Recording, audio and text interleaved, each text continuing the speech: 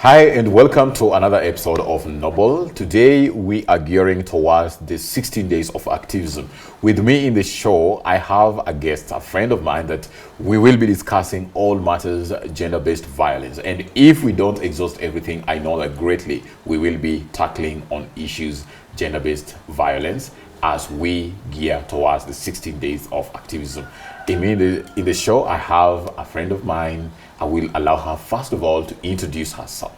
So, first of all, welcome to Noble Africa Show for the very first time. Asante sana. So just tell us a little bit about what you do, what makes you you, and then we start this conversation. Okay. Yeah. My name is Susan Nyabena. I work as a gender and human rights consultant. So I cover bases on issues to do with gender, cutting across equality, inequalities, all the aspects of it, which is quite broad, which also intersects with issues of human rights. Basically, just gender falls under human rights.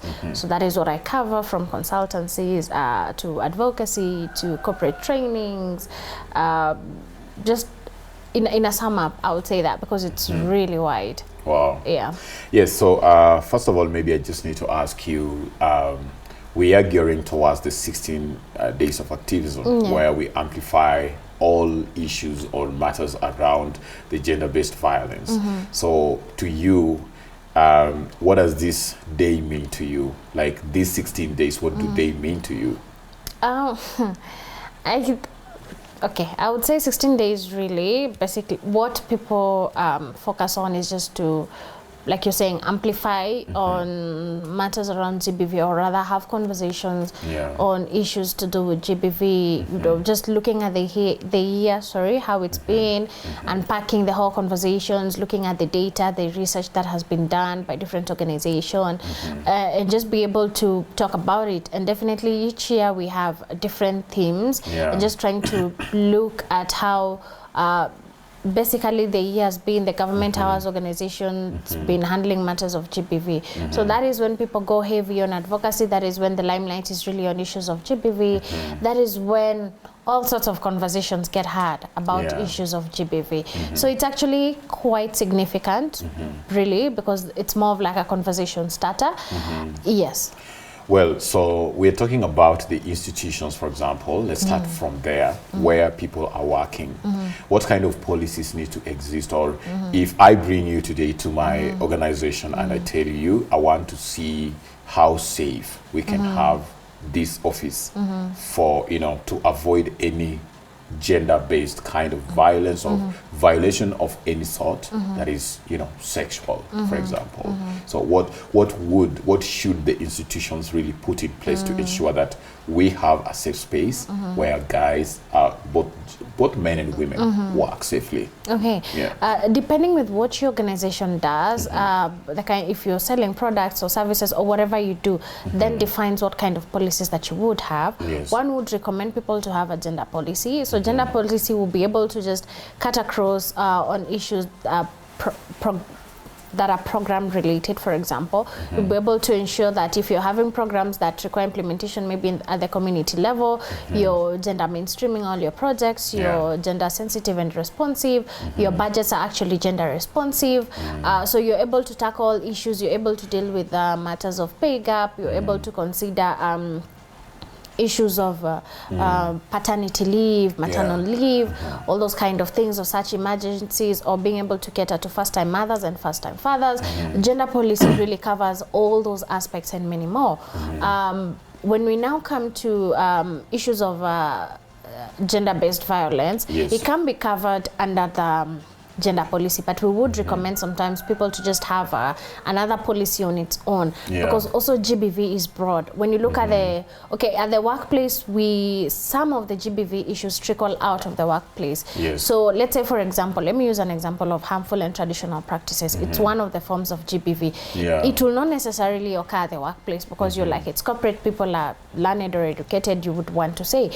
But if, let's say, I am in this workplace that really fights GBV. Yeah. But when school closed, I'm one of those decision makers back in the village. They're the ones who call me, okay, so we are going to do FGM activities. You know, maybe you're a key player, so what dates do you think you would be available? How are you coming in through? Are you giving us finances? Are you supporting? So I may not, this is at the workplace. I'm not like perpetrating GBV there. Yes. But outside the workplace, you see that it trickles down. So the GBV policy really covers all these aspects or segments. So whether you're at workplace or outside the workplace, so long as you affiliate with this particular organization, you need to still be able to maintain the, how do I call them, standards of operations, for lack of a better word.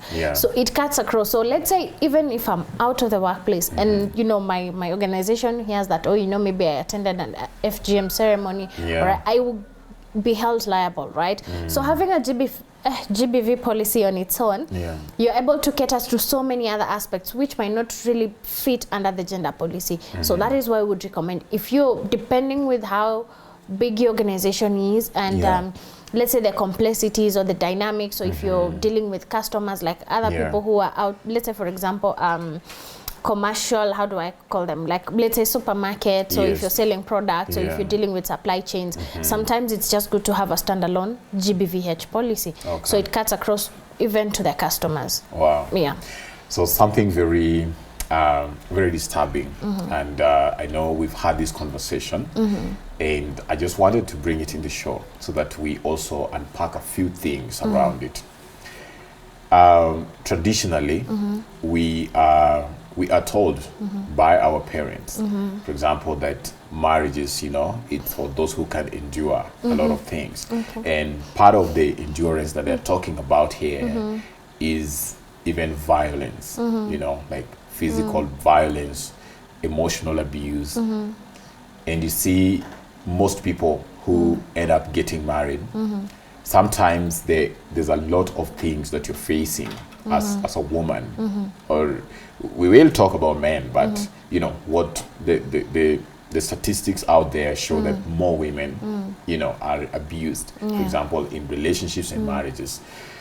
And I've had a very disturbing story of a lady who reached out to some friends about, you know, her boyfriend apparently, you know, beating her up, burning her house down, and like kumchoma na pasi, you know. And we are trying to solve this the case to help her move out, to help her like just discover herself, you know. But we realized that 2 months, 3 months later, she's back in that very relationship. And to the outside world, you know, the people that she reached out to, it's like we are thinking the best way for her to live her life would be to move out of that relationship. So there are a number of women who are actually enduring or, you know, just wanasema kuvumilia. So what are some of the things that would make a woman stick to a relationship that is toxic, that is abusive, you know? Okay. Before I answer that, I think for the record, I don't believe in kuvumilia in those extremes. There are normal kuvumilia that we deal with in relationships, because definitely all relationships has its ups and downs, and no one is perfect, so it goes without saying. But those extremes of kuvumilia, though, no, that is just unacceptable.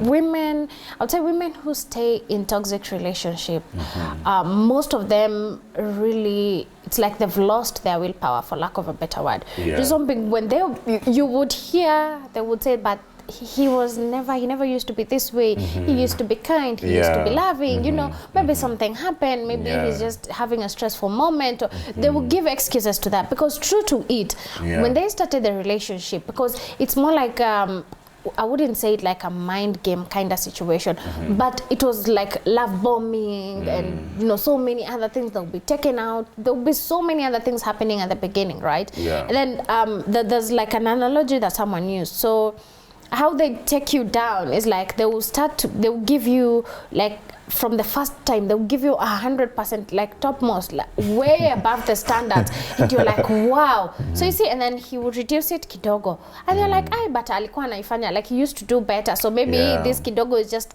you know, something is happening, and then you reduce again, you know, and you reduce again. Now, you know, as it keeps on going down and down. Now you start chasing, and you know, the more you chase, is like, oh, but you know, maybe things are happening or not. But remember, we started way above the standard, right? So your mind is stuck to that way above the standard. You're not saying that actually things have changed, and this is the reality, this is the real deal, you know, this is what you're getting served. You're not seeing the reduction. Yeah, and just, you know, the problem with us women, all of us, I would say, allow me to generalize. Yeah.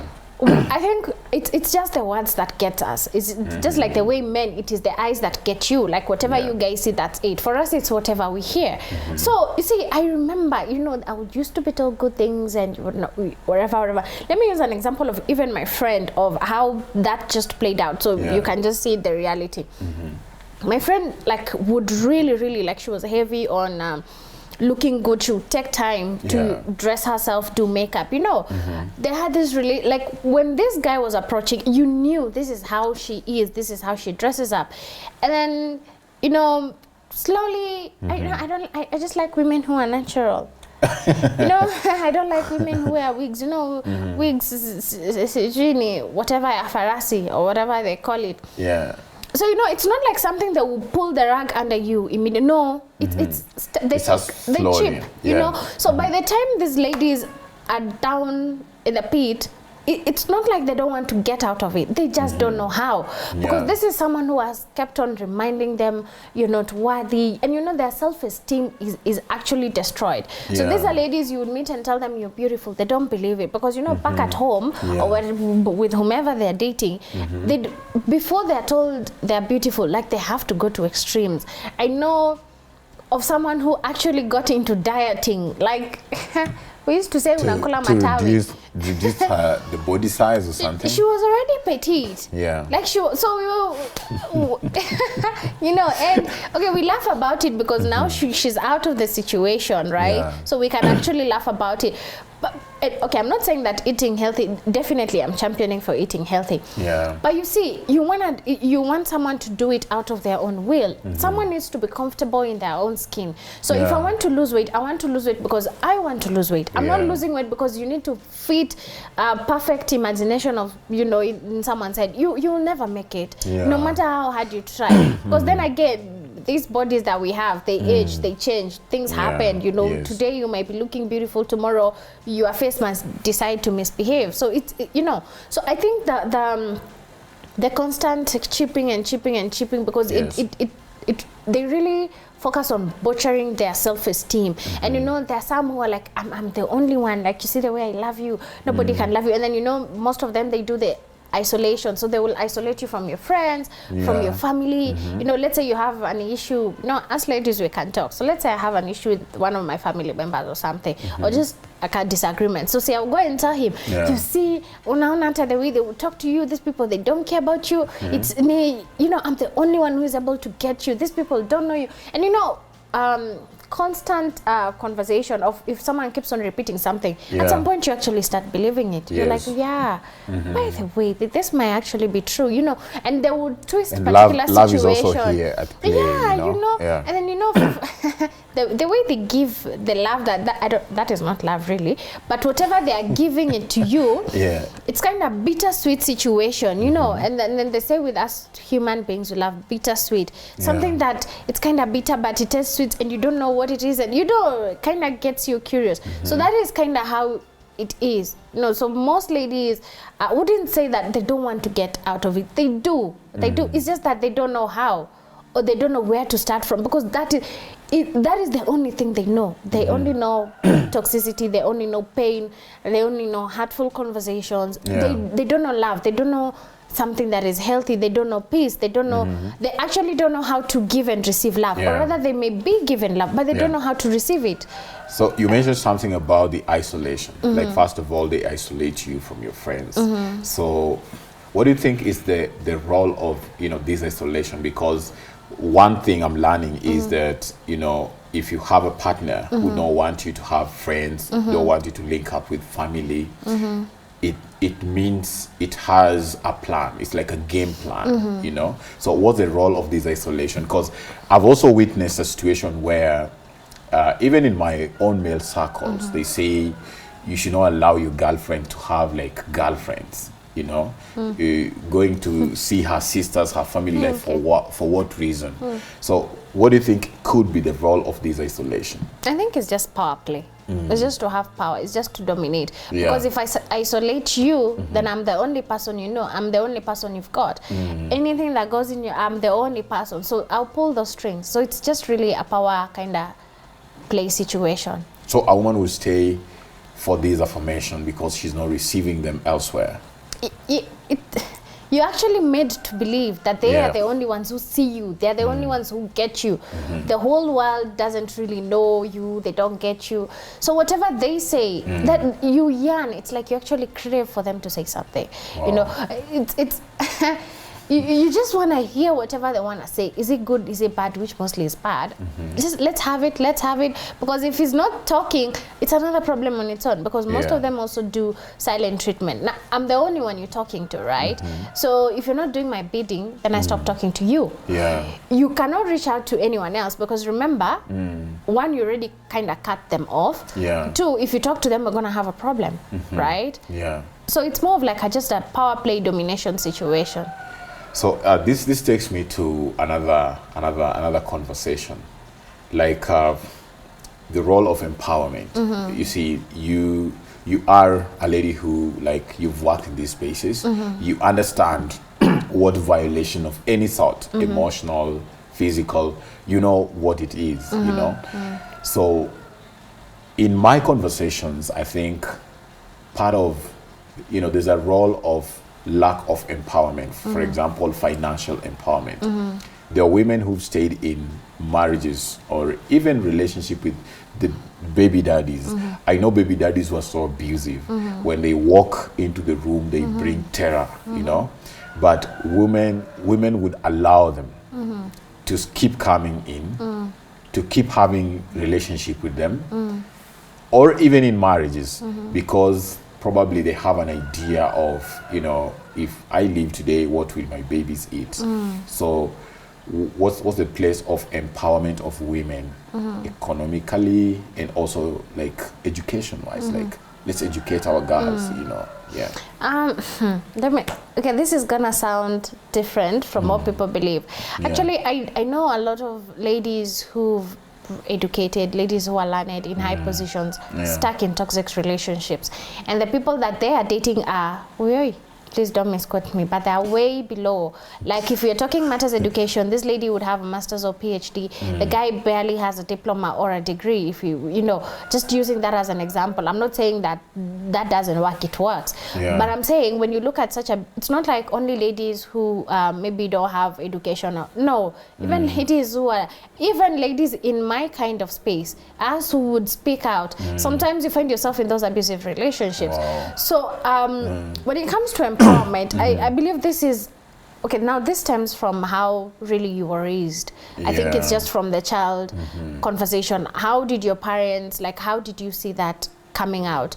Were you in, people who have been in abusive homes, like just from childhood, most of them either tend to accommodate or entertain abusive relationship because they don't know any better, or they end up being abusers themselves, right? For men who are abused sexually when they are younger, most of them just tend to be, either they are not able to have stable relationships, that they cannot be able to connect emotionally, or some of them end up being rapists. You know, these abuses, physical abuse or sexual abuse? For children, it's actually, they kind of experience the whole, I would say, conundrum of abuse, from the physical, emotional, psychological. Physical, definitely, you know, there are just parents who beat up their kids. It's like an actor. It's like there is some demon possession, we are going to get out. The demon must get out. And if you ask the parent, for real, what is the punishment about? Because punishment needs to come with them learning what actually they did wrong. But when the atoms, as they think at some point, they don't even remember why they're beating the child. You know, at the end of the day, kids have bruises, you know, they're hurt. I know when I was in primary school, I know of a parent, you know, my classmate, and then the sister was, I think, a class or two ahead of us. So apparently, you know, that time, some back days, 5 bob ilipotea, you know? So what the mom did, she went and took the 2 kids, akawafunga kamba kwa mkono, and then you know that time we used to have this polythene bag. Yeah. So she wrapped the polythene bags kwa mikono zao and she lit them. Akawawasha. So like the money you're going to spend to actually do the nursing, because they actually literally like go burnt kabisa this part, like you know, and then you know the way the polythene gets stuck to the skin. So when it gets off, it actually just comes with the skin. So it was all like they were bleeding.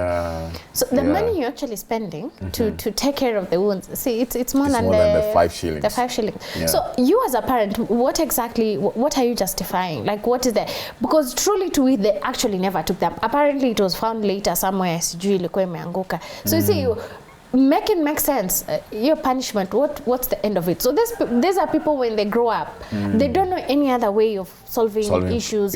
We're just going violent. Yes, the language of violence is the language they understand. It's the only thing they know, right? With the same with people who've seen maybe their fathers or mothers being battered. It's the only thing they know. You get into a conflict situation with them or disagree, all they want to do is fight. They don't believe like we can actually sit down and have a conversation. For the emotional bit is the same. For ladies who've seen their, you know, mothers being in those, how do I say, issues of infidelity, and they will just stay there, or the other women are being brought and the mom is not doing anything about it. These are ladies who've actually believed that, you know what, all men cheat, there's no man who can be faithful, so long as he's just providing, so long as he sleeps at home, you know, they've already, that is the only thing they know. They don't actually believe that you can meet a man with integrity. They don't. All men, they cheat. I'm not the only one. So long as, even if he comes home at 4, he came home. It's what that counts, you see. So it's actually something for I would say it plays a role. How you raised, what you saw while you're growing up. Also the kind of people you surround yourself with. If you're surrounding, let's say you want to get married, and the kind of friends you have are people who are like, we're vumilia too, you know, men are just like that. You just need to lay on the floor so he can walk on you. Those kinds of conversations, those are friends you shouldn't be having around. You should have friends that are able to hold you and your partner accountable. These are people that when you approach, when you have an issue at home, they're able to sit you down and actually, you know, walk you through the whole process. And even listen to both sides of the story, because most people have always tried to solve relationship issues by listening to one side of the story. But I think true friends, they should even know your partner, and they should be able to be bold enough to tell your partner that let's have a sitting, because whatever is going on between the two of you, I think we need to solve it. But now I want to get into another conversation. So in as much as we think we have, you know, women who are woke, we are having narratives of, you know, women who can take care of so many things. I mean, the new generation, somehow I do believe they are the ones who need to empower the younger generation that is growing up. But I read something on Facebook that is, you know, it really caught me by surprise. And I will not mention the name, but this is from a woman who's very entrepreneurial. I've found her in some spaces where we are having conversations like these ones, you know. This is someone I would want to bring on show to even empower other women, because I see her very independent, very aggressive, and, you know, going places. This is something she posted. Wewe ka hapo, ukiendelea kudanganywa, don't do ABCD for your partner. Na mwenye anakudanganya spent his or her days worshiping their partner. Utabakia single, uanze kutupea quotes zenye hazi make sense. Mimi kama mali is mali, simping lazima bana. Ujinga ya you are the price, pelekea nyanya yako. Here we simp, we express ourselves, we cuddle, we endure abuses. Bora mali is mali. Here are some few comments now from people who agrees to that. That huyu mtoto anapenda kusema ukweli daily. It is true, mama. This is from a lady. Now a gentleman comments, wapi makofi na upewe mkate ingine. Then another guy, this is a lady now, tulisema kama mtu ni worth it, with simp to the end. Now, These are both women and men in the 21st century, Okay. saying that as long as a man is providing, as long as money is there, we're gonna simp. And to them, simping also means enduring abusive relationship, like physical violence. And she mentions it. The owner of the post is a lady. It's a lady. Okay. Yeah. And you see, men are agreeing. Makofi ongeze mkate ingine. And we have women also coming. I've read 2 comments from women who apparently are agreeing. You are not the prize, because I would tell my daughter, you are the prize. You know, you have to take care of you. You are like, you're one of a kind, and no one has that right maybe to. But here we are having a generation of women slightly 30 years younger. I mean younger than 30 years. But here is what they're talking about. We are simping for money, mali ni mali, as long as there's money. So how come we are having a generation of women who thinks that as long as a man can give you soft life, he has a right to do whatever he's gonna do? Stop listening. Actually, they say, uendele kudanganywa, you'll remain single. You start giving us motivational quotes after leaving a man who apparently was abusing you, but providing. When I was in school, they say, wanawake, no, women as their own enemies, something of that sort. Okay. Yeah. Okay. So one, I think I really do like that Kenyans, we have freedom of speech, which is really a good thing. But then again, I think some of us just take freedom of speech onto another level. Yes. On issues of social media, I say not everything that is posted on social media you need to take it, right? Yeah. Let's say, for example, she's a good entrepreneur. Yeah. If I am to follow her, I would only follow on matters she would talk about entrepreneurship. The other thing, we wachana tu nayo, like you're not an expert. So personally, from my experience, if I'm following you on social media, I would only take what I want to take. If there are things or people that I follow on social media, they would say things that I don't like. I don't even engage in such posts. Yeah. Because I followed you because you're good at particular things. It doesn't mean if you're good in one angle, you're good in everything. Or if you can influence something, you can influence. No, kachini. They're experts of those other areas and let them talk. Now coming to this... Simpe, I would say, one, you need to get to know your partner for sure. Different relationship, different people, different personalities, right? Yeah. But what I don't believe in is that we're gonna, I think simping is even not the right word. I believe, let me use me as an example. If I am in a relationship, right, and we have our own terms, we're operating, I'm being taken care of and everything, I'm actually just gonna treat my man right. That is not simping, that is just being a decent human being. You cater to your partner as you are catered to. He's catering to me, I cater to him, I reciprocate. That is your simping, right?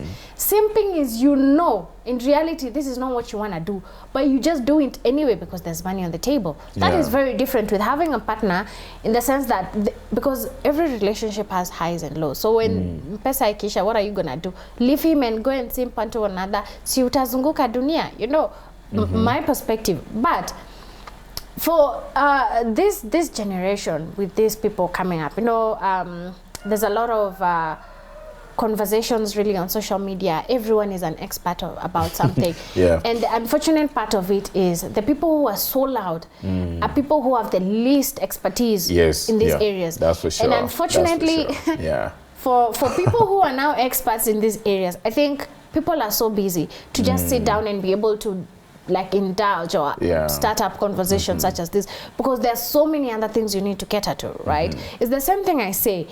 This is not entirely true for everyone, but most couples that live on social media, like we see your marriage, we see your relationship working on social media, and most of the time that relationship is not working. You people are just stressing us with gifts they bought me. You people are just stressing us. You buy a soap and you share on Facebook, like, I bought my base soap. For sure. People who actually enjoy their marriages, really, you don't have time for social media, because marriage is not an easy journey.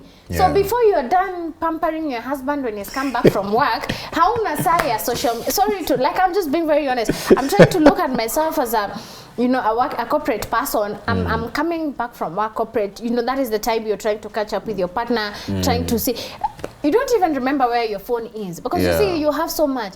By the time you guys are done having a conversation, it's time to sleep. The next day you wake up, you're running, you're hustling, you're doing other things. Hakuna time ya your social media, you know. So whatever she's saying, I don't agree with. I believe that regardless whether you have money or you don't have money, you need to be treated right. It cuts across for both men and women. For men, I know you people suffer. If you don't have money, if you can't provide, actually, we don't have a place. Because, I think there's a difference between provision and having money. Provision is, I can actually pay the rent, I pay the bills, I'm able to feed you, I'm able to cater to your basic needs, vizuri, right? That is provision. And then having money, it means that as I like I need 30K urgently, you need to give it to me. You know, it doesn't matter what I'm going to, you need to give it to me. But having a partner who provides, they're going to ask you, 30K, where are you taking it to? What exactly is it an emergency? Because you can't just wake up and ask me for money. So in such relationship where partners are providing and they have healthy relationships, you know, if I need money from my man, you start saying it like 2 weeks before. So he prepares it within his budget. But for me to wake up, I need 30K, and if you don't give it to me, it's a problem. No, that is not provision. You are just stressing someone's son. My thinking. So I really want to, you know, say that when we go on social media, because the experts are not really talking on social media. We are living, I'm never scared to say, people like Amerix to, you know, shape conversations. It's not like Amerix is totally out of order or whatever he says. There are some things I agree with, especially on building the muscle and all that, you know. But I know so much toxic conversations that he's tried to sell to a generation. And I've seen how young people quote him here and there, like, I'm fat, and I don't know, like, if you don't date a woman who is like overweight or, you know, plus size, things like that, they like body shame both men and women. And you know, whatever they tell us there is a reflection of the conversations, the narratives that we're having in the community or in the society. When I saw this lady adding being beaten is part of simping. Unapigwa mnakadol, as long as kesho ataleta do, you know, he'll bring money or give you soft life. So part of simping to these people is that a partner is gonna be very violent, but because the bigger goal is the money, and you are no longer the prize. So it is a conversation out there, because I'm saying I couldn't go on and on, because somehow I was getting irritated along the way, but I picked the conversation that other women were also contributing and saying, I agree with you, Mama. As long as money is on the table, you are no longer the prize. But I would say, I would say mature ladies who've been in relationships or who are married, they will not entertain such a conversation. In the sense that, so when ladies say such things, the only an honest question I usually want to ask, your mom, did your mom stay with your dad because of money, or were you poor?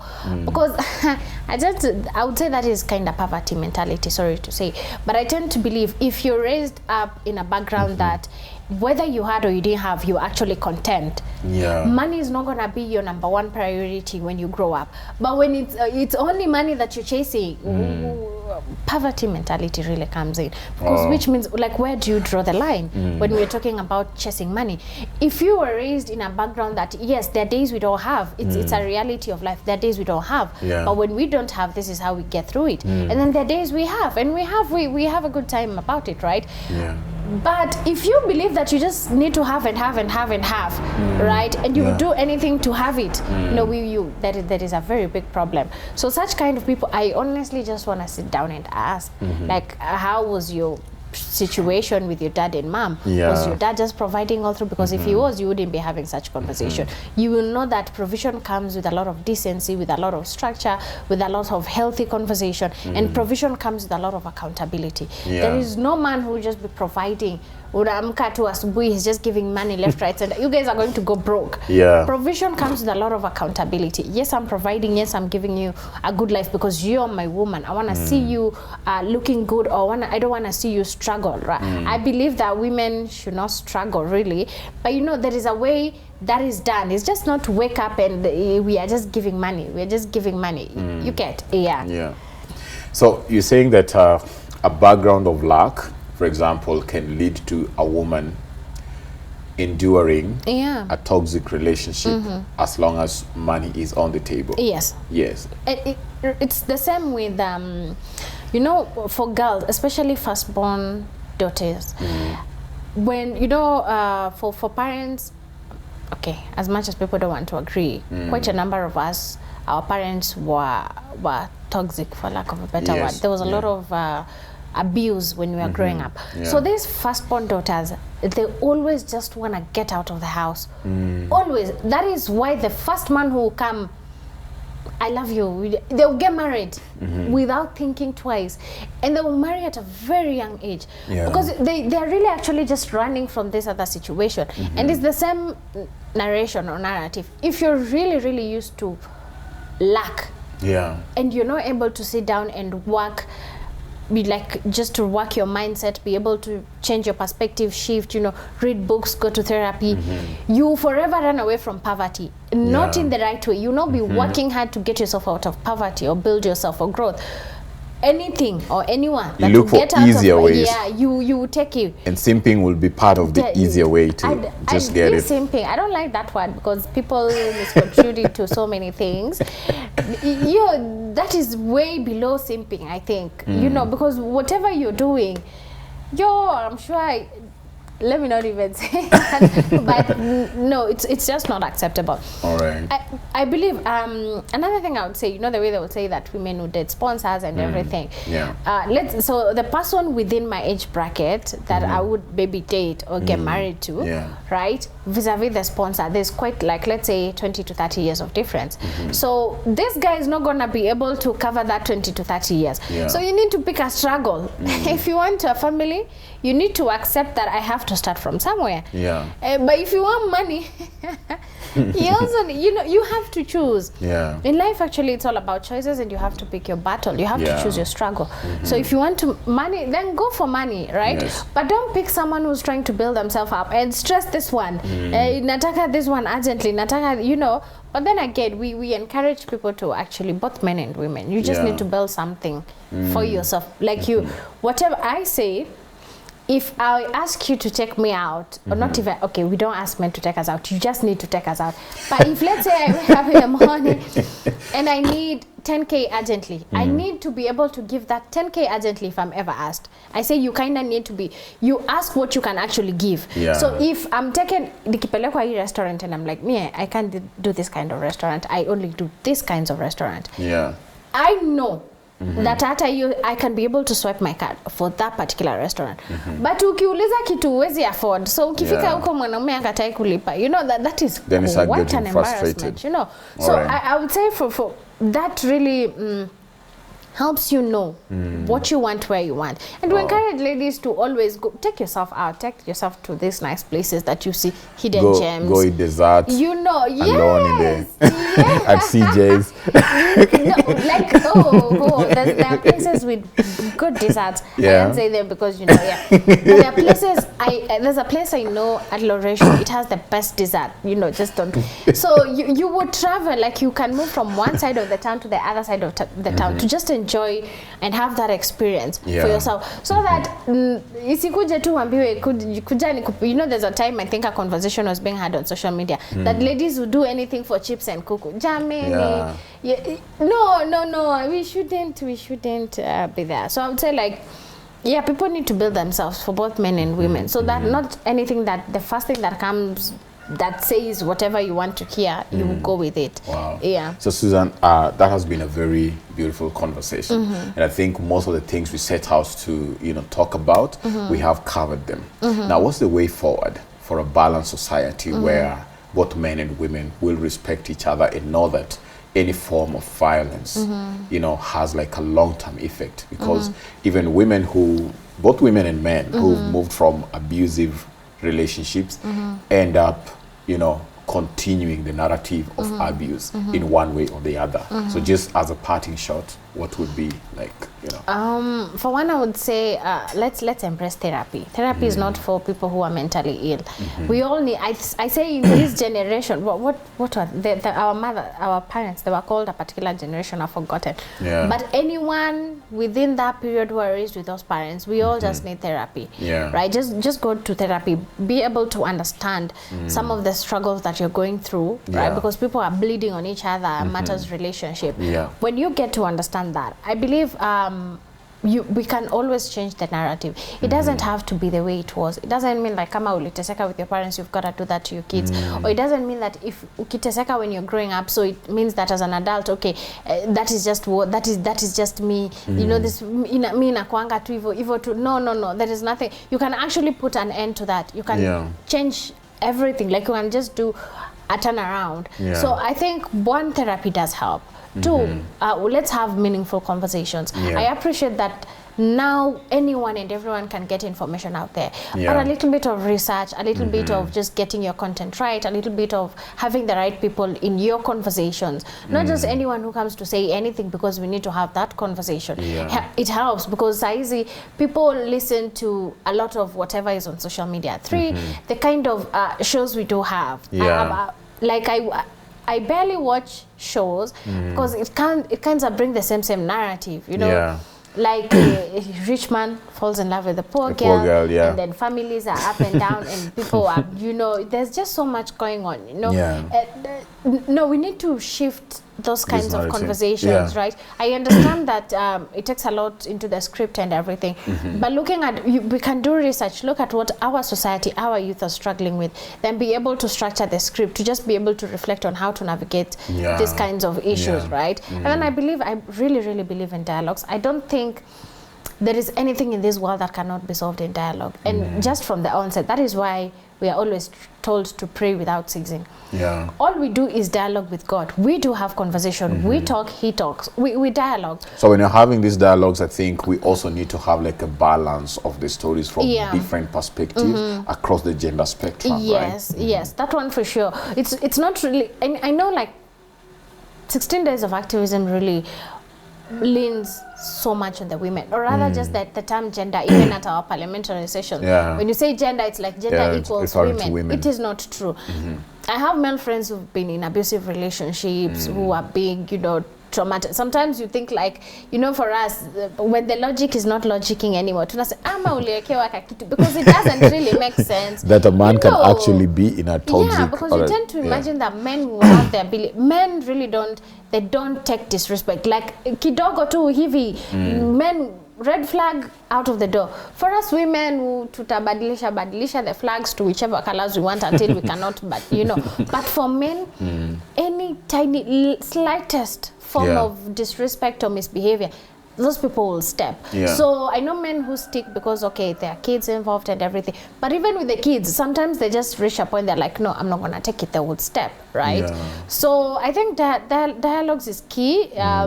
If, you know, you get to know your partner, if they have anger issues, let them do therapy. Or now that you know they struggle with anger, you know, for the ladies, when you're akikasirika, tavunja TV, tavunja kiagari, tavunja, you know, and then at the end of the day, we need to wake up tomorrow morning, look at each other, remind each other that we love us. But when I walk to the living room, akuna TV, you know, the car, clearly we can't use it.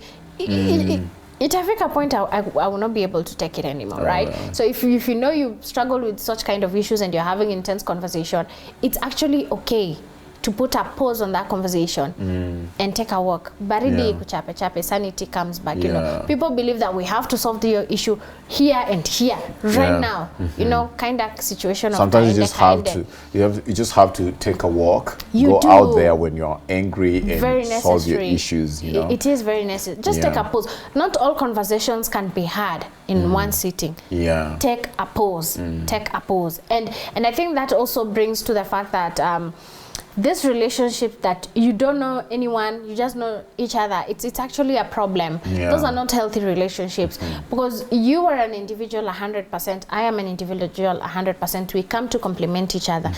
No one is 50, 70 or due to come to make 100. Come both at 100. So I believe that even in relationships, as a man, you need to have your own friends, and I need to have my own. We cannot be spending time like 100% through together. So when are you having those male conversations? You know, who's challenging you to do better? Who's challenging you to, you know, invest and do all of those things? Like, go and do whatever conversation you have. Come and say, the way you guys talk, the way you've analyzed the economies, the dollar, the nini, the market, whatever, you know, come and bore me with those kinds of conversations. The ones that maybe we don't. The latest car in the industry. And that time I don't even, maybe I only know Toyota, and then I call every, you know. So come and blow my mind with such information. And for us, I'll go and do maybe my udaku, my chama. You know, women with those chamas, they're millionaires. You know, and there are men who don't entertain women who are in chamas. Now you see, that is why people don't grow financially. These chamas, women are really me. I know of chamas like what to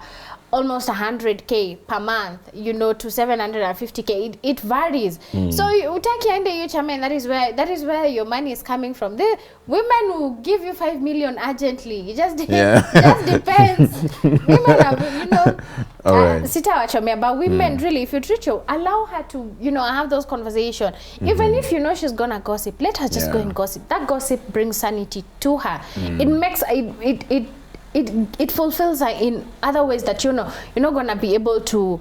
I'm not saying like there is just places that she'll be able to reach with her friends that she may know do that with you, and it's okay. It's okay. Aende uko, twende uko. You know, one of the biggest fallacy we have in relationships is that we think that when we are moving to our center that we are creating, means that I'm discarding me, and you're discarding yourself, and we are coming here to build a new. But mostly people don't remember that we need to bring those diverse identities and work through with that, negotiate how we're gonna be, because there will be things about me that probably my partner does not like, and there will also be things about my partner that I may not like.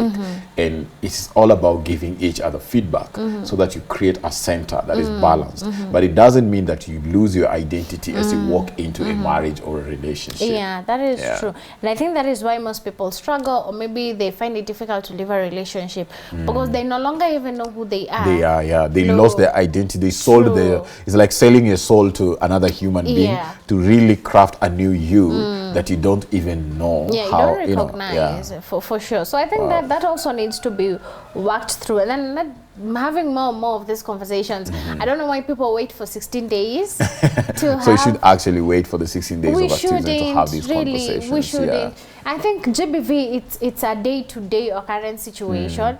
People go through a lot of issues. It might not be necessary. I think people are even moving away from the physical, because you will land in jail very easily. But if I pull the strings of emotional and psychological, like, you're not really gonna get me, you know, if I'm coming home and all I do is just call you all the bad names that I can imagine, and it takes a toll on you. You start to think, am I not enough? Am I not able to, you know, especially for men, you people kind of ask yourself, am I not enough? And mine, you know, and then leads to the high rates of suicide that we do have. So I think just being able to, I don't know, we have to reach there. We have to get there, you know. And for us women, we also need to learn that when men open up, how do we handle that conversation? Because as you're done opening up, the next thing maybe to Kikosana, we'll have all your business on social media, or we are going to tell everyone and anyone who cares to hear, right? So just being able to, I think being able to reach a capacity that we are able to carry other people's burdens, right? And just keep our mouth shut, for lack of a better word. So whatever conversation that is being shared with us, some are really deep. So how do we handle that conversation? There are others who don't mind just sharing my story, but there are others who just keep it under the wraps. And there are particular things that you share in a relationship that you know this is deep. this one, no matter what, I cannot say it. Even if you break up, this is a conversation you're not going to talk about. But there are those things, relationship ikisha, people, you know, people deal with issues differently. So yeah, I think conversations do help. Wow. So to all our viewers, that was our conversation today. And you know, we can never exhaust this conversation, and we need to have them. We need to have them regularly. Remember, we are talking about having to balance these stories. Let's hear different perspectives. Let's share the stories from the male perspective, from the female perspective. Susan, your parting shot. Definitely no to violence. No to violence. Let's speak up. Let's speak out. Walk out of that toxic relationship. You may not have place pa kuanzia, but just walk out. Just take the first step. Yeah, just walk out. And I think seeking therapy gives you actually the perspective of how you can make the first steps. Yes. You know? Yes. And something also we need to tell our counselors out there, you know, these people we go to, many times we just try to diagnose the problem, but we don't tell people how do you survive. I know it's not the role of counselor to tell you how to make those steps, but I think the demands of the new generation is let us have practical ways of how we can actually to navigate the issues, for sure. So thank you so much for coming to the show. Thank you too for having me. And we're looking forward to many more conversations. Amen. All Thank right. you. So, gentlemen and ladies, or ladies and gentlemen, thank you so much for always viewing, to the Click Pictures for the production support. We are always appreciating your great work. Until next time, see you.